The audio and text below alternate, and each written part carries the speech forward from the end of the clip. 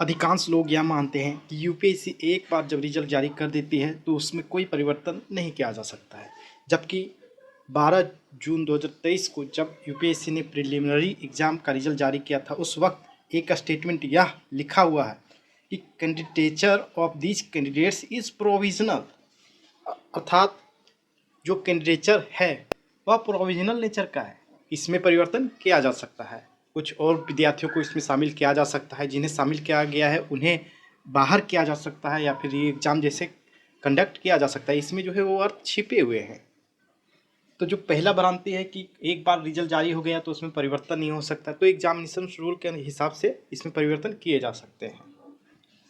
अब यूपीएससी कहते हैं कि 2017 में ऐसा ही मामला सुप्रीम कोर्ट में दायर किया गया था। उस वक्त सुप्रीम कोर्ट ने यूपीएससी के हद में फैसला दिया था।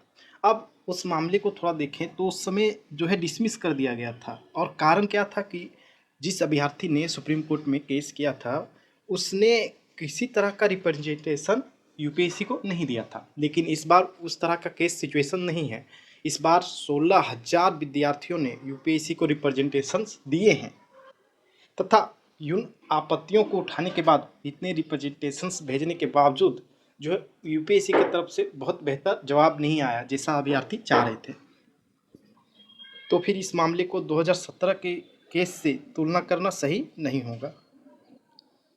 मुनलाल पटेल ने इस बात को व्याख्यायित किया है कि डजन्स क्वेश्चन जो है दर्जनों क्वेश्चन मिसमैचेज होते हैं, और इस तरह से अगर मान लेते हैं 5 क्वेश्चन भी मान लेते हैं कि मिसमैच होता है तो उसका कुल मार्क्स जो है 5 दूना 10, 2 मार्क्स के प्लस इसका जो नेगेटिव मार्किंग करता है लगभग 3 मार्क्स मान लेते हैं, तो लगभग 13 मार्क्स का जो मिसमैच होता है। इसका अर्थ है कि कई लोग जो डिजर्विंग होते हैं वे लिस्ट से बाहर हो जाते हैं, तथा जो कई बार गलती से जो मिसमैच होता है उसके कारण उसको बढ़त मिल जाती है।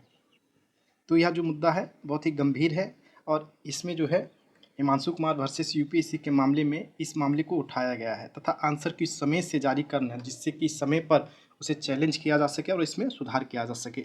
यह जो मांग है बहुत ही जेन्युइन किस्म का है, क्योंकि इसके पीछे बहुत ही स्ट्रॉन्ग एविडेंस और साक्ष्य उपस्थित हैं।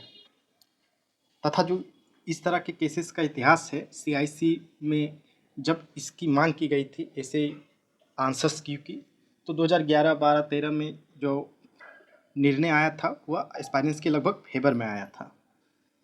यूपीएससी ने जिस तरह से सिलेबस मेंशन किया है उसने 10th क्लास लेवल के जो है numeracy, graphs, table, data sufficiency आदि क्वेश्चन पूछे जाते हैं, पर इस बार के पेपर में 15+ क्वेश्चन जो है परमुटेशन कॉम्बिनेशन से डायरेक्टली आए हैं, जिसकी शुरुआत ही 11th क्लास के सिलेबस से होती है।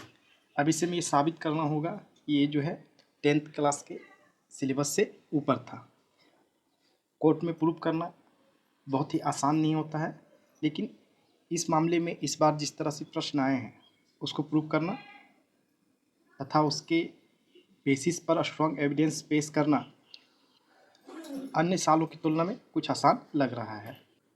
अब यूपीएससी का जो अगला आर्गूमेंट है कि हम लोग एक कॉन्स्टिट्यूशन बॉडी हैं और जो हमने एक लकीर खींच दी उसे अब मिटाया नहीं जा सकता। तो अगर अनुच्छेद आर्टिकल 137 देखा जाए उसमें सुप्रीम कोर्ट जो है अपने जजमेंट को रिव्यू करती है, और सुप्रीम कोर्ट भी यह मानती है कि हम लोग कॉन्स्टिट्यूशनल बॉडी होने के बावजूद ऐसा संभव है कि कई निर्णय में अनियमितताएं सामने आ जाए, और फैसला देने के बाद हो सकता है कि कई ऐसे साक्ष्य आ जाए जिससे उस मामले को पुनः सुनवाई की आवश्यकता हो जाए, वह निर्णय पूरी तरीके से बदल जाए।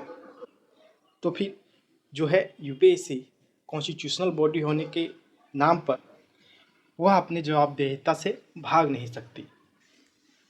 और जो यूपीएससी ने इस बार अपने जवाब में कहा है कि एक ही फैक्ट जो यह पर्याप्त है बताने के लिए कि ह्यूमैनिटीज़ बैकग्राउंड के विद्यार्थी बहुत अधिक सेलेक्ट हुए हैं। जिन विद्यार्थियों ने इस बार पेपर क्वालिफाई किया है उनके एजुकेशनल बैकग्राउंड को चेक किया गया, और उसमें यह पाया गया कि जो पिटीशन में दावा किया गया है उसके विपरीत फैक्ट्स जो हैं दावा कर रहे हैं।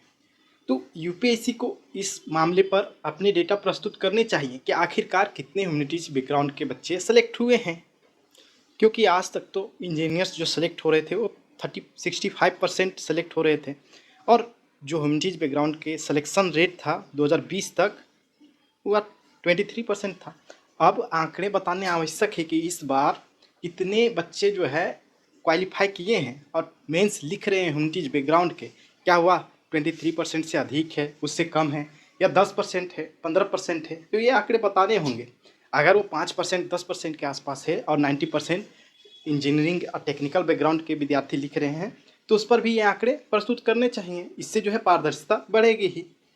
बाकी इन सारे मामलों के लिए कोर्ट पर सभी का विश्वास मजबूत है और सभी कोर्ट के निर्णय का पालन करेंगे। धन्यवाद।